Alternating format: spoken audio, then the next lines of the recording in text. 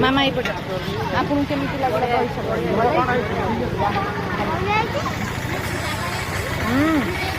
मो भाषण दे दे कि मो तंती दरज होगा कि तंती ठंडा कर दो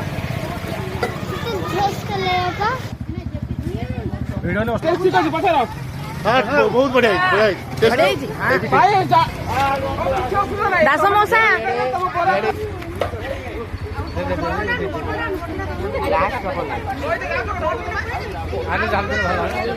आपको पणा केमती लगिला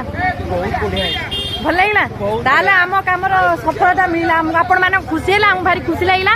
जय जगन्नाथ ग्रुप को बहुत बहुत धन्यवाद एते आयोजन टा करिसेंती भगवान से मानको एमती आगु को बढ़ांतु 2टा कुंड रु 4टा कुंड करंतु।